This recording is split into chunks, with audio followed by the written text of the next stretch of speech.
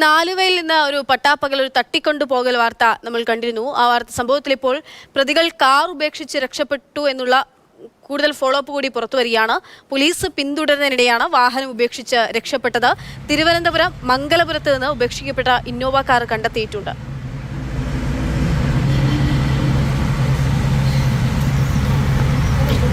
അനന്തകൃഷ്ണൻ വിവരങ്ങളുമായുണ്ട്. അനന്തൻ, ഈ ഒരു വാർത്ത തന്നെ നമ്മളെ തീർത്തും ഞെട്ടിപ്പിക്കുന്നതൊക്കെയായിരുന്നു. പട്ടാപ്പകലാണ് ഈ തട്ടിക്കൊണ്ടുപോകൽ സംഭവമൊക്കെ ഉണ്ടായത്. ഇതിലിപ്പോൾ കാറ് എവിടെ നിന്നാണ് കണ്ടെത്തിയിരിക്കുന്നത്? പോലീസിന് ലഭ്യമാകുന്ന വിവരങ്ങൾ എങ്ങനെയാണ്? ഈ കേസ് അന്വേഷണം എങ്ങനെ മുന്നോട്ട് പോകുന്നു? അക്ഷയ, ഏറെ ദുരൂഹതകൾ നിറഞ്ഞതാണ് ഈ തട്ടിക്കൊണ്ടുപോകൽ സംഭവം. ഇന്ന് രാവിലെയാണ് ആലുവയിൽ നിന്ന് 3 യുവാക്കളെ ഇന്നോവ കാറിൽ തട്ടിക്കൊണ്ടുപോയത്. പക്ഷേ ഈ തട്ടിക്കൊണ്ടുപോയത് ആരാണ് തട്ടിക്കൊണ്ടുപോയതെന്നും പോലീസിന് അറിയുന്നുണ്ടായിരുന്നില്ല. നാട്ടുകാർ പറഞ്ഞ വിവരമനുസരിച്ച് ഈ വാഹനത്തിൻ്റെ നമ്പർ ആലുവ പോലീസിന് ലഭിച്ചു.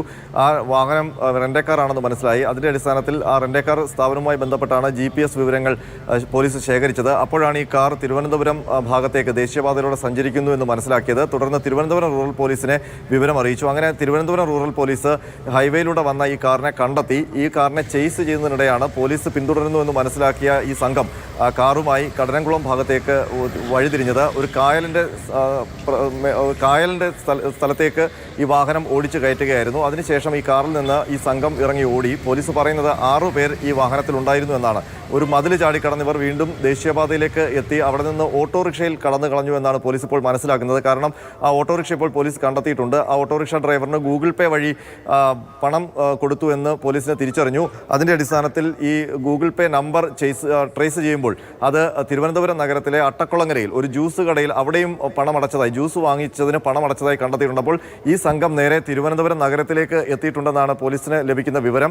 ഏതായാലും ഈ സംഘം ആരാണ്, അവർ എവിടേക്കാണ് പോയതെന്ന് കണ്ടെത്താനുള്ള അന്വേഷണം തിരുവനന്തപുരം റൂറൽ പോലീസ് ഇപ്പോൾ തുടരുകയാണ്.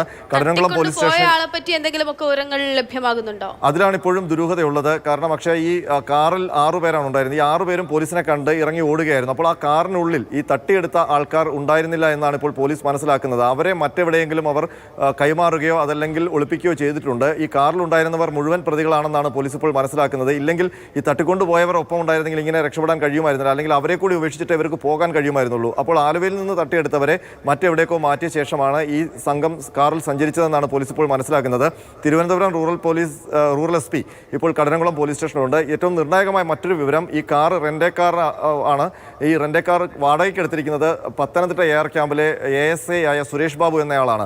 അപ്പോൾ ഈ സുരേഷ് ബാബുവിനോട് കടരംകുളം പോലീസ് സ്റ്റേഷനിലേക്ക് വരാൻ വേണ്ടി തിരുവനന്തപുരം റൂറൽ SP നിർദ്ദേശം നൽകിയിട്ടുണ്ട്. അല്പസമയത്തിനകം സുരേഷ് ബാബു കടരംകുളം പോലീസ് സ്റ്റേഷനിൽ എത്തും എന്നാണ് അറിയുന്നത്. നിലവിൽ ലഭിക്കുന്ന വിവരം അനുസരിച്ച് ഈ ASI ഈ കാറ് മറ്റൊരു സുഹൃത്തിനാണ് വാടകയ്ക്ക് നൽകിയതെന്നാണ്.